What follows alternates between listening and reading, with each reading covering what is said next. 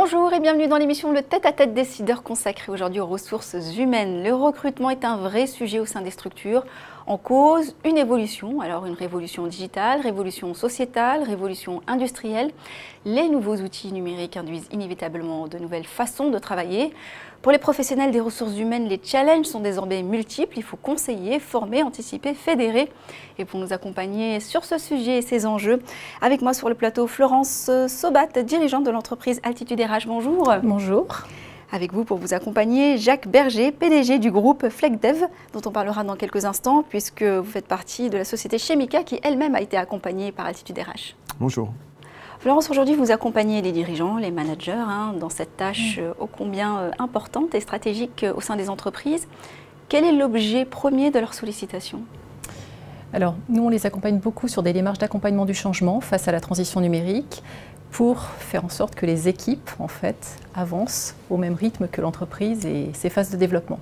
Donc, les sollicitations qu'on a, elles tournent essentiellement autour de problèmes d'attractivité des entreprises, faire en sorte de générer autant de candidatures qu'avant quand il y a des annonces à pourvoir, et puis d'avoir des candidatures qui soient qualitatives par rapport aux besoins, et les notions également de fidélité et d'engagement, puisqu'on assiste en fait à une période où les gens sont de plus en plus mobiles, de moins en moins fidèles, fait générationnel, mais pas que, également fait sociétal, très important. Et pour arriver à ça, vous avez mis en place un dispositif d'accompagnement marque employeur. Est-ce qu'on peut en savoir davantage sur ce dispositif ? Le dispositif, il regroupe un certain nombre de phases qui sont à la fois des phases d'audit, audit avec le ou les dirigeants, avec les RH quand il y en a, puisque nous on est vraiment spécialisé sur une clientèle de PME, ETI, et puis avec les responsables de communication, marketing. En fait, le but c'est d'associer tout le monde pour identifier quels sont les axes de recrutement, quelle est la politique RH, quels sont les enjeux de l'entreprise, étudier un petit peu tout son contexte et puis ses aspects organisationnels. Donc, audit avec le dirigeant, les RH, marketing. Ensuite, on a tout un aspect où on va aller solliciter les avis des collaborateurs et collaboratrices d'entreprise. Donc, des nouveaux embauchés pour avoir un œil neuf et voir comment ils sont arrivés à l'entreprise, qu'est-ce qui leur a plu, pourquoi ils ont signé, pourquoi ils y restent, qu'est-ce qu'ils s'y sentent bien, qu'est-ce qu'ils remontent avec un œil neuf. Et puis ensuite, des collaborateurs dans l'animation en fait au travers de l'intelligence collective qu'on fait beaucoup et qu'on apprécie parce que c'est très très riche. Donc collaborateurs de toutes anciennetés, de tout métier qui vont nous aider à travailler sur les atouts que eux perçoivent de l'entreprise, tant externes, le marché, les clients, les aspects internationaux, et puis les atouts internes, ce qui fait qu'ils s'y sentent bien, qu'ils ont envie d'y rester et ce sur quoi ils ont envie de communiquer. Donc une fois qu'on a fait ça, on peut construire en fait un plan d'action à la fois sur un mémo du recrutement pour les dirigeants et toutes les personnes qui travaillent sur le recrutement, dirigeants, RH, managers, tout dépend de la taille de l'entreprise.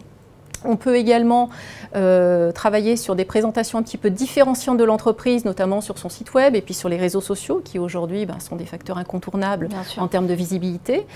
Et on monte ensuite un plan de communication digitale qui va vraiment capitaliser sur ces atouts et venir en fait de l'intérieur et être perçu comme authentique.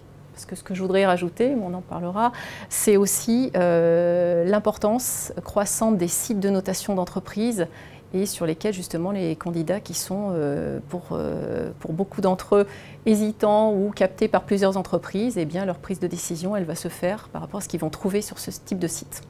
Donc la société Chemica, qui fait partie du groupe FlexDev, a été accompagnée dans le cadre d'un dispositif national, piloté par les branches textile mode cuir, par le ministère du Travail et par Opcalia, pour mettre en avant en fait, plus d'attractivité de la part des branches, comme je l'ai dit, du textile, mode et cuir. Et suite en fait aux préconisations d'un premier accompagnement, on a décidé de continuer en fait sur un plan d'action qui avait été identifié, avec notamment de la formation du COMEX, formation des RH, des personnes du marketing, des commerciaux, de façon à faire aussi de tout ce petit monde des ambassadeurs de Chemica et du groupe FlexDev et développer la notoriété sur les réseaux sociaux entre autres. Les clés de succès pour une PME aujourd'hui en termes de recrutement ? Alors FlexDev, nous sommes un groupe qui intervient sur tout ce qui est personnalisation, décoration sur textile. Donc notre vocation, en fait, c'est de pouvoir aider des entreprises à personnaliser leurs vêtements de sport, par exemple, ou des grandes marques comme Nike ou Adidas. À titre d'exemple, nous intervenons sur chacun des maillots de la NBA aujourd'hui. Et en fait, les clés de succès, les piliers de succès, pour nous, ils sont au nombre de 4. L'innovation, l'industrie, l'international et les individus. Donc c'est les 4 piliers que nous appelons chez nous les 4 I. Et donc le dernier est de plus en plus important, puisqu'en fait il faut que nous puissions attirer les talents et les fidéliser, comme disait Florence tout à l'heure. Et pour les attirer, en fait, il y a plusieurs éléments. Il y a le projet. Quel est le projet d'entreprise? De quelles valeurs nous sommes porteurs? De quelle mission nous sommes porteurs? Qu'est-ce qu'on va leur permettre de pouvoir dire dans leur écosystème personnel? Et puis ensuite, il faut pouvoir être visible. Et donc pour être visible, la notion de marque employeur est très importante, et la notion d'outil, puisqu'en fait on sait qu'aujourd'hui un candidat, un alternant, un étudiant qui a envie de venir travailler chez nous, la première chose qu'il va faire, c'est aller voir sur les réseaux sociaux qu'est-ce qui se raconte sur FlexDev, qu'est-ce qui se raconte sur Chemica, quelle est la portée des dirigeants, de l'équipe dirigeante. Et donc en fait nous avons beaucoup travaillé avec Florence sur le diagnostic.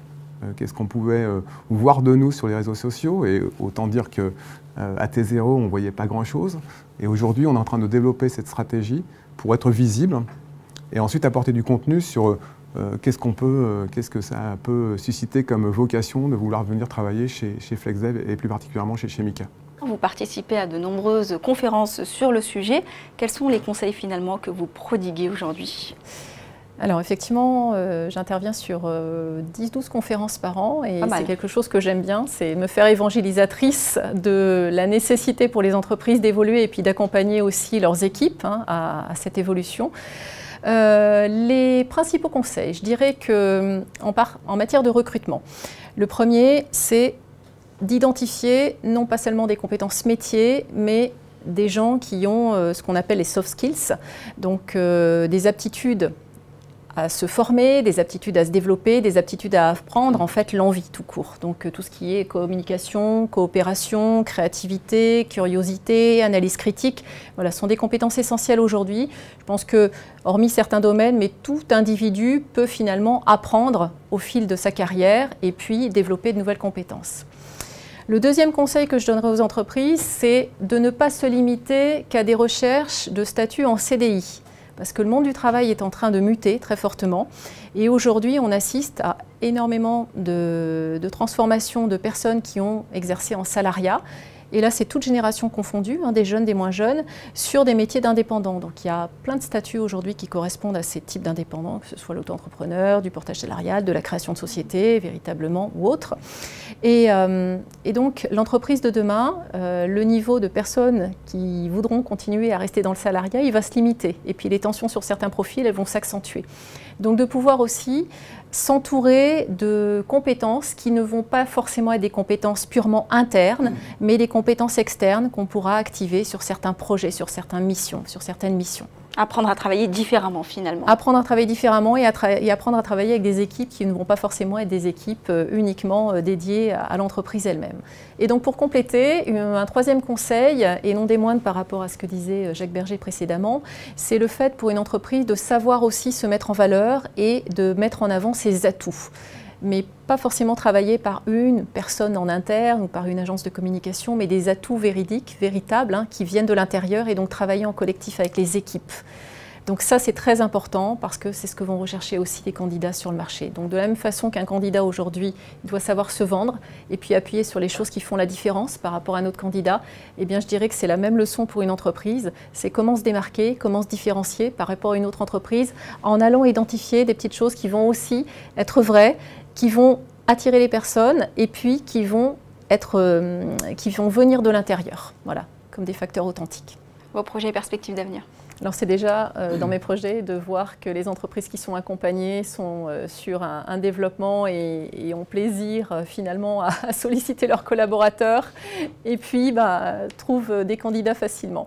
Non, ça c'est vraiment ce qui m'anime, et ce qui anime mon équipe, c'est d'accompagner les entreprises jusqu'à la fin et de voir les changements qui sont apportés. En termes de projet, on travaille avec tout secteur d'activité, hein, essentiellement en Auvergne-Rhône-Alpes, et on a travaillé avec des branches, la branche textile mode cuir, la branche des experts comptables. Voilà, c'est de continuer à capitaliser sur tous les accompagnements qui ont été faits pour servir aussi sur une sphère plus globale, hein, au niveau de la branche, et puis de développer aussi des modules qui vont être des modules d'accompagnement à la fois présentiel, mais aussi des choses qui vont être en blended, de façon à satisfaire plus d'entreprises, parce qu'il y a énormément de besoins au niveau des PME. Hein. On le sait, les PME représentent plus de 99% des entreprises en France et 50% de l'emploi salarié. Et les besoins sont vraiment là en termes d'accompagnement au changement. Gros défi en perspective. Bravo pour le challenge que vous relevez au quotidien. Merci d'avoir été avec nous en tous les cas. Merci à vous de nous avoir suivis sur bfmbusiness.com. On se retrouve bientôt pour un prochain numéro, le Tête à Tête décideur.